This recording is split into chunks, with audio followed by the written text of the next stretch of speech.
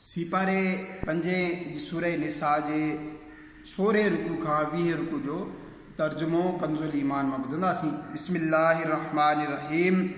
ए महबूब, बेशक असां तुंहिंजे तरफ़ सच्चो किताब नाज़िल कयो जीअं तव्हां माण्हुनि में फ़ैसिलो करी जीअं तूं माण्हुनि में फ़ैसिलो करी, जीअं अल्लाह तोखे ॾेखारियो ऐं तूं दगा वारनि जे तरफ़ां झेड़ो न कर ऐं अल्लाह खां मुआफ़ी घुर। बेशक अल्लाह बख़्शणहार महिरबान आहे। ऐं न उन्हनि जे तरफ़ां झगड़ो कर जेकी पाण खे ख़यानत में विझनि था। बेशक अल्लाह खे पसंदि न आहिनि को बि वॾो दगाबाज़ गुनाहगार। माण्हुनि खां त लिकनि था ऐं अल्लाह खां नथा लिकनि, हालांकि अल्लाह उन्हनि वटि आहे। जॾहिं दिलि में उहा ॻाल्हि सोचींदा आहिनि जेका अल्लाह खे नापसंदि आहे ऐं अल्लाह उन्हनि जे कमनि खे घेरे में रखे थो। ॿुधो था तव्हां जेकी आहियो दुनिया जी ज़िंदगीअ में त उन्हनि जे पारां झेड़ो कयो, पर क़यामत जे ॾींहुं उन्हनि जे तरफ़ां अल्लाह सां केरु झगड़ो कंदो या केरु उन जो वकील थींदो। ऐं जेको का बि बुराई करे या पाण ते ज़ुल्म करे पोइ अल्लाह खां मुआफ़ी घुरे त अल्लाह खे बख़्शणहार महिरबान लहंदो। ऐं जेको गुनाह करे त उन जे गुनाह जो वबाल संदसि जान ते आहे ऐं अल्लाह इल्म ऐं हिकमत वारो आहे। ऐं को बि ख़ता या गुनाह करे पोइ उनखे कंहिं बेगुनाह जे मथे ते थपे छॾे त ज़रूरु उन्हीअ बोहतान ऐं खुलियल गुनाह सिर ते खयों। ऐं ये महबूब, जेकॾहिं तो ते अल्लाह जो फज़ल ऐं रहमत न हुजे हा त उन्हनि मां किन माण्हुनि इरादो कयो हो त तोखे धोखो ॾियनि ऐं उहे पंहिंजे पाण खे ई धोखो ॾियनि था ऐं तुंहिंजो को नुक़सान न कंदा।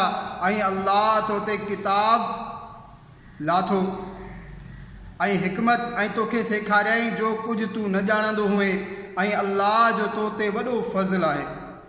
उन्हनि जे अक्सर मशवरनि में का चङाई कान्हे मगर जेको हुकुम ॾिए ख़ैरात या चङी ॻाल्हि या माण्हुनि में सुलह करण जो, ऐं जेको अल्लाह जी रिज़ा हासिल करण जे वास्ते ईअं करे त उनखे अनक़रीब असां वॾो सवाबु इनायत कंदासीं।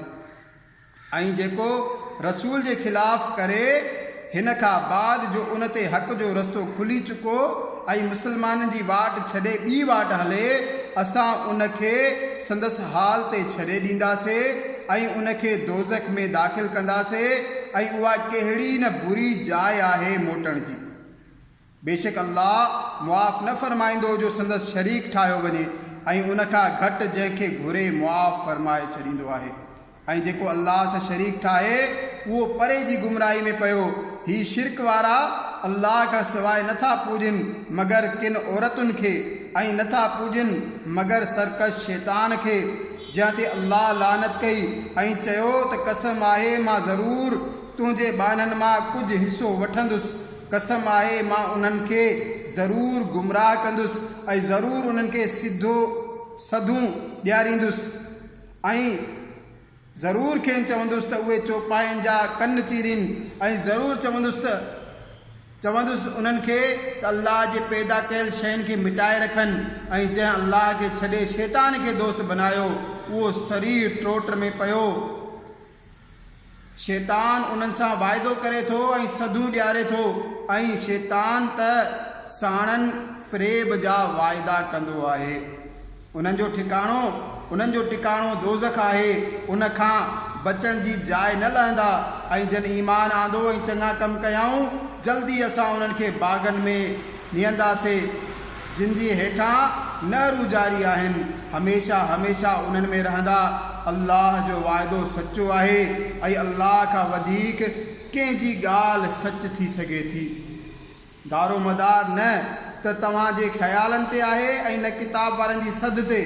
जेको बुराई कंदो उन जो बदिलो ॾिसंदो ऐं अल्लाह खां सवाइ न को हिमायती लहंदो न मददगार। ऐं जेको चङा कमु कंदो, मर्द हुजे या औरत हुजे पर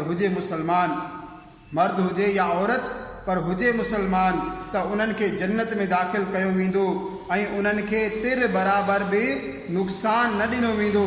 ऐं उन खां वधीक भलो कंहिंजो दीन थी सघे थो जंहिं पंहिंजो मुंहुं अल्लाह जे आॾो झुकायो ऐं उहो नेकी वारो आहे। ऐं इब्राहिम जे दीन ते जेको हर बातिल खां जुदा हो ऐं अल्लाह इब्राहिम खे पंहिंजो गहरो दोस्त बनायो ऐं अल्लाह जो ई आहे जो कुझु आसमाननि में आहे ऐं जो कुझु ज़मीन में आहे, जो कुझु ज़मीन में, ऐं हर शइ अल्लाह जे घेरे ऐं कब्ज़े में आहे।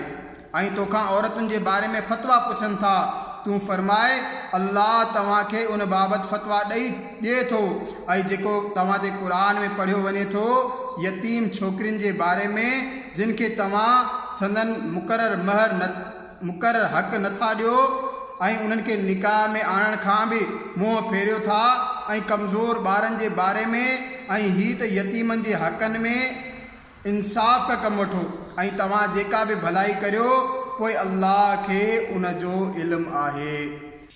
ऐं जेकॾहिं का औरत पंहिंजे मुड़ुस जी ज़्यादती या बेरग़बती जो डपु करे त उन्हनि ते गुनाह न आहे जो पाण में सुलह करे छॾीनि, ऐं सुलह चङी ॻाल्हि आहे, ऐं दिलियूं लालच जे फंदे में आहिनि।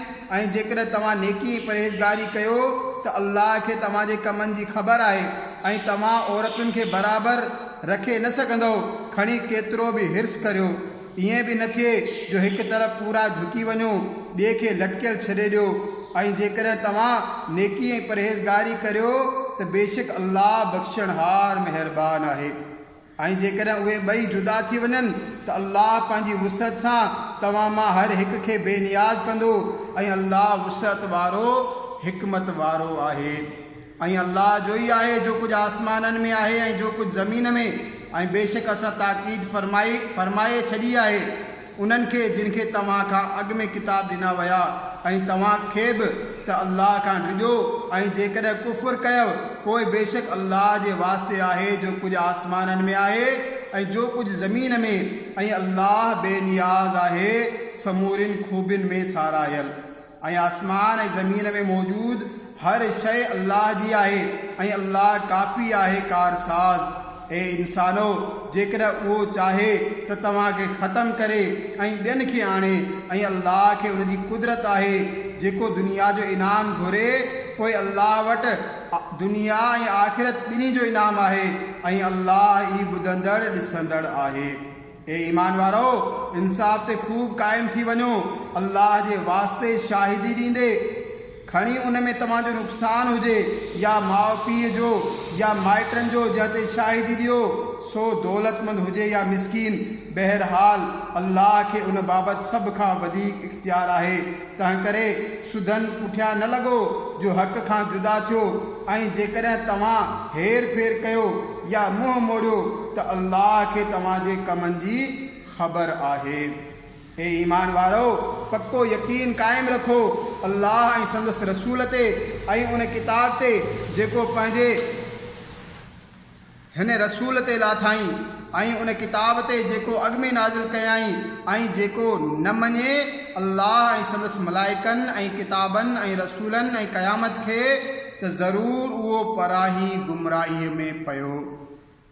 बेशक जिन ईमान आंदो पोइ काफ़िर थिया ऐं वरी ईमान आंदाऊं वरी काफ़िर थिया, पोइ वेतर कुफर में वधी विया, अल्लाह हरगिज़ न त उनखे बख़्शींदो ऐं न उनखे वाट ॾेखारींदो।